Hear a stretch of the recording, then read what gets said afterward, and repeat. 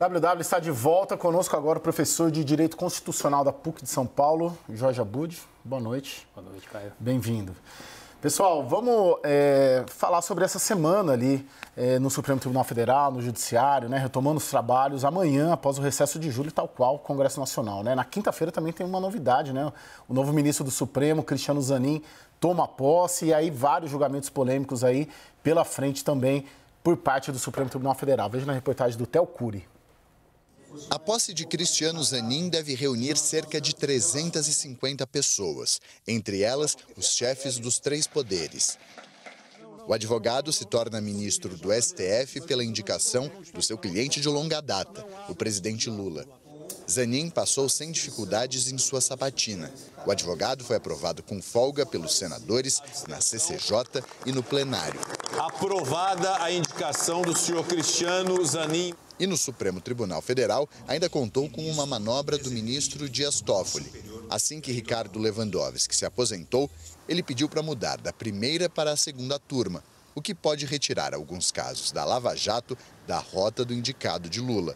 Mesmo assim, seu começo no STF terá assuntos espinhosos. Um dos primeiros julgamentos com participação de Zanin está previsto para o dia 9 de agosto.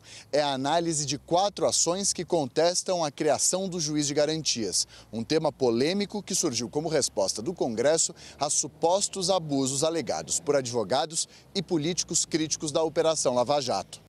O juiz de garantias é o responsável pela legalidade da fase inicial do inquérito criminal. Cabe a ele supervisionar as investigações e garantir os direitos fundamentais dos suspeitos. A medida foi incluída junto com outras que mudaram quase totalmente o pacote anticrimes, que visava endurecer a lei contra a corrupção e que foi proposto em um primeiro momento por Sérgio Moro. A contragosto de Moro e dos defensores do pacote, o texto foi aprovado no Congresso e sancionado pelo presidente Bolsonaro em 2019. Mas em janeiro do ano seguinte, o juiz de garantias foi suspenso pelo ministro Luiz Fux, relator das ações que serão julgadas no dia 9. O marco temporal para a demarcação de terras indígenas também deverá ser analisado nos primeiros meses de Zanin no Supremo. Em junho, o ministro André Mendonça pediu vista do processo, com prazo de 90 dias. Na época, a ministra Rosa Weber cobrou a devolução para julgamento antes da aposentadoria dela em outubro. O placar está em 2-1 contra a medida que limita as demarcações. Vamos lá, professor. Tem uma percepção geral de que o Supremo tem ajudado o Lula na governabilidade, na estabilidade política. Você concorda? Não, Caio, eu não consigo fazer essa avaliação como quando eu participava aqui, né, do mesmo programa, me perguntavam se o Supremo Tribunal Federal perseguia ou de forma ou fazia oposição. Às vezes era a pergunta vinha nessa linha. No ano passado, né? Exatamente, em relação ao governo do ex-presidente Bolsonaro. Né? Então, o fato é que o Supremo, claro, ele tem a sua dimensão política pela importância das decisões que ele toma e em algum momento essa decisão vai agradar o Executivo e desagradar o Legislativo ou vice-versa, ou desagradar ambos ou agradar ambos. Mas não há uma atuação, na minha visão, deliberadamente política em apoio a um governo ou deliberadamente ostentando uma oposição em relação ao outro governo. Ô, Renata, você tem uma avaliação sobre... Tem um pacto pela governabilidade, talvez? Tem gente que fala que é acordão, o próprio William já escreveu no acordo, na coluna dele no Estadão há umas 2 semanas, né, que tem quase que um pacto mesmo, né, entre os 3 poderes, pela estabilidade política. Você tem uma percepção aí sobre o papel do Judiciário nessa construção junto com o Palácio do Planalto atual? Caio, eu acho que é evidente para todos que nós temos um clima diferente. Aí a gente pode dizer que, bem, o que se tinha antes era completamente fora do esquadro, anormal, não só atípico, mas indesejável. E eu diria que era mesmo, porque nós vivemos anos, em vez de estar debatendo de forma mais profunda, né, os temas, a gente estava debatendo a forma como as coisas eram colocadas e toda semana era mais uma aposta de que não, agora o presidente, o pessoal dele jura que ele vai baixar o tom e vai trabalhar para pacificar a relação entre os poderes. Para 2 semanas depois a gente está falando de mais um xingamento e a forma como o Supremo Tribunal Federal eventualmente reagiu e por aí vai. Esse era o cenário que nós vivíamos. Isso mudou. Daí a gente falar que tem um acordão, o que me parece é que havia uma vontade das coisas voltarem a um grau mínimo de normalidade institucional, porque o que a gente tinha era um estado permanente de caos. E sim, a gente teve alguns meses nos quais o Supremo Tribunal Federal não está ali impondo grandes desafios ao governo. O governo passado, e aí vou tirar da parte, né, rota de colisão ali Bolsonaro, Moraes e outros ministros, né? Moraes não foi o único alvo. Mas vamos olhar para a questão econômica. O ex-ministro da Economia, Paulo Guedes, reclamava demais de decisões que vieram do Supremo Tribunal Federal e que penalizavam as contas do governo. A gente vai ver em algum momento o governo também reclamando disso, aí a gente precisa um pouquinho mais de estrada para entender. Ô Daniel, você tem uma leitura?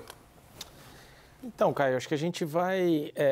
primeiro que a retomada de certa normalidade institucional cria esse ambiente também mais distensionado. Ministros com quem a gente conversa hoje têm histórias escabrosas das tentativas de ponte, de interlocução que eles tentaram fazer nos momentos auge de crise dos últimos 4 anos, tentando minimamente conter o que eles achavam que descambava para uma crise institucional. Agora, de fato, o Supremo não tem tido decisões muito conflitantes com os anseios do governo em matéria tributária, por exemplo. As coisas têm, para dizer o mínimo, coincidido com os planos do governo. Agora, é um segundo semestre, acho que você vai entrar nisso já, de pautas muito polêmicas, não só na esfera econômica, como na esfera também de costumes, por assim dizer. A própria ministra Rosa Weber quer, antes de concluir a sua presidência, lidar com questões, julgamentos com a perspectiva de dividir o país, como aborto e legalização das drogas. Agora, se a gente ficar em matéria econômica, tem muita coisa pela frente no segundo semestre. Vamos dar uma olhada nessas decisões recentes aí do Supremo, que pelo menos no primeiro semestre foram, de certa maneira, favoráveis, aí, vamos dizer assim, para os planos do governo Lula, né? Vamos dar uma olhada aqui no telão.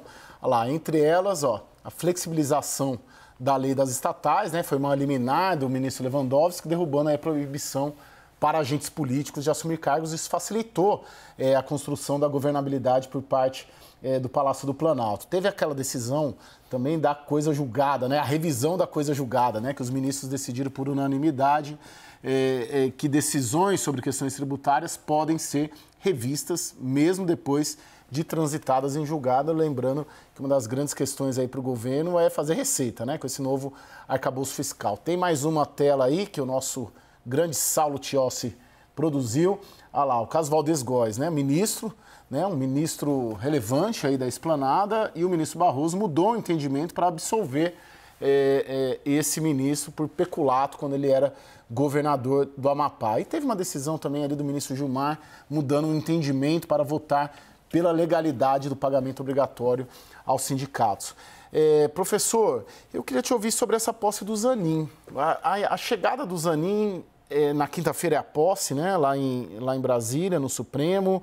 O que tem de expectativa em relação a ele? Tanto nessa equação toda que a gente está colocando, mas um perfil individual dele e o que ele muda ali nesse jogo no Supremo, se é que muda algo.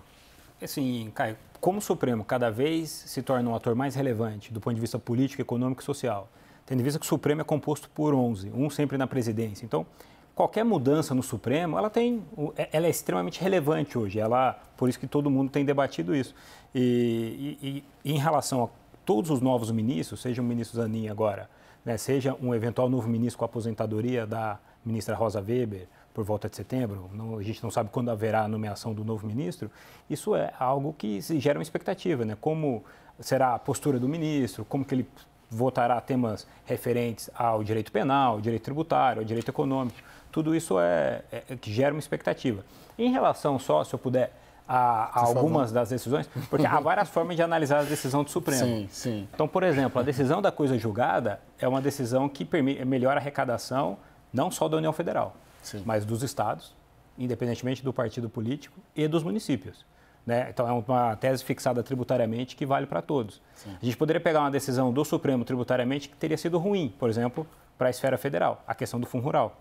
Sim. Então, por isso que eu digo assim, o Supremo julga muito. E é sempre muito complexo fazer uma leitura, toda corte em relação às decisões do Supremo, um tribunal que julga mais de 1000 casos, né, por temporada, é sempre difícil de fazer uma leitura se foi mais positiva ou negativa para um governo. Só quis demonstrar assim, que é mais complexo do que muitas vezes pode parecer a... E quando tem uma que é favorável, faz a mais barulho, né? Exato. Como, por exemplo, a gente pode mencionar, o Supremo manteve a independência do Banco Central. Ainda na égide do governo Bolsonaro. Seria uma decisão, vamos dizer assim, na época, eu também disse, não é que ela é favorável ao governo Bolsonaro. Sim. É uma decisão que, na verdade, a revisão da lei das estatais, ela ajudou muito o governo. E era do ministro próximo ao presidente, né, o ministro Lewandowski, que ajudou ali a estabilizar um pouco da relação. Daniel Richtner pediu a palavra. Posso só chamar atenção rapidinho para alguns casos que o Supremo tem que liberar em matéria econômica, que existe a expectativa de julgamento no segundo semestre. Lembrando que lei das estatais, o que tem até agora é um julgamento inconcluso. Então, quando isso for retomado, ainda pode gerar imensa controvérsia. Mas que permitiu as nomeações todas, né, Dani? Por enquanto, por causa de uma liminar. Agora... existe ainda decisão a ser tomada no caso do saneamento, isso não se esgotou com a votação na Câmara de decreto, correção de decreto de abril. Existe a possibilidade, por meio de uma DI, que fala de contratos diretos sem licitação entre companhias estatais e grandes municípios. Existe ainda julgamento sobre correção do fundo de garantia do FGTS, que pode esvaziar os recursos do fundo e dificultar a capacidade do governo de financiar habitação e saneamento. Existe o caso Eletrobras, que tem uma DI do governo contestando a representatividade da União no Conselho da Eletrobras. E existe ainda um julgamento que pode acontecer a qualquer momento da Convenção 158 da OIT, que diz respeito à possibilidade de demissão sem justa causa de um trabalhador de empresas privadas. São assuntos extremamente polêmicos. Não, só para complementar esse rol bastante rico que foi mencionado, tem alguns julgados que começaram, mas não terminaram em definitivo, que tem impacto econômico, piso da enfermagem, né? A questão do piso da enfermagem para o setor público, para o privado, porque a gente fala de piso da enfermagem, mas isso impacta também para qualquer outra profissão em regulações futuras. Tem a DPF sobre a revisão dos acordos de leniência, também é fundamental, economicamente falando, e tem uma que foi julgada, mas ainda as consequências que podem ser de encarecimento, de frete e outras coisas, foi o julgamento do Supremo que declarou inconstitucional vários dispositivos da lei do motorista referente à contratação de caminhoneiros, né, para a realização de transportes. Então, são várias pautas econômicas bastante relevantes. Sim. A gente falou bastante do Zanin, né, Renata? Agora, a ministra Rosa, ela deve ter aí agosto e setembro, tem muita gente apostando que ela antecipe um pouco e saia em setembro. E ela tirando ali da cartola para esses 2 meses, para essa reta final, temas polêmicos, né, que até fogem aqui um pouco dessa agenda econômica, por exemplo, descriminalização da posse de drogas. Que marca que dá para a gente pensar na Rosa, no legado dela, vamos dizer assim? Ela é muito elogiada por ser uma juíza como os juízes devem ser, né? Calados e só falar nos autos. Tenta tirar um pouco do que foi a tônica dos últimos anos, é impossível não colocar, porque a pauta do Supremo acabou sendo sequestrada por essa questão conflituosa com o Executivo. Então, ela sendo bem sucedida em colocar esses temas para votação, ela pode imprimir essa referência, né, de que o Supremo ali se dedicou a olhar temas que fazem diferença, ou que estavam há muito tempo na expectativa de terem uma decisão, né, seja qual for para qual lado. Queria, para devolver, chamar a atenção para um aspecto, quando vocês estavam falando, eu estava pensando, né, ainda que a gente parta do princípio que você tem um Supremo Tribunal Federal dócil com o PT, é importante a gente lembrar que o histórico era, na verdade, completamente distinto. O PT foi um crítico muito ácido do Supremo Tribunal Federal em diversos momentos nos quais ele se viu prejudicado. Se a gente puxar lá no mensalão, se a gente for puxar nas decisões contra Lula, mesmo antes dele ser preso, né, ele não pôde assumir uma vaga no Ministério de Dilma e por aí vai. Quantas vezes a gente não viu não só a militância do PT, mas as lideranças do PT falando ali de uma conspiração do Supremo Tribunal Federal para atingir o partido. O que me parece que a gente tem, e aí retomo minha argumentação inicial, é que esse negativo diante do que se tinha no governo passado, ele é muito emblemático. E aí o PT entra para Lula 3 tentando trazer, e aí, claro, né, para reverter também algum tipo de, vou colocar a palavra benefício, mas se favorecer de um clima mais ameno, essa coisa de que ia deixar de lado o embate. Ia tentar trazer uma posição mais tranquila frente ao que Bolsonaro provocou. Acho muito legal isso, Renato, porque tem uma frase emblemática do Gilmar em 2015, né, dizendo que o PT havia instaurado cleptocracia no país. E tem uma frase emblemática, mas isso foi um vazamento de um áudio do Lula dizendo que o Supremo estava acovardado. Né, isso naquele período de Lava Jato.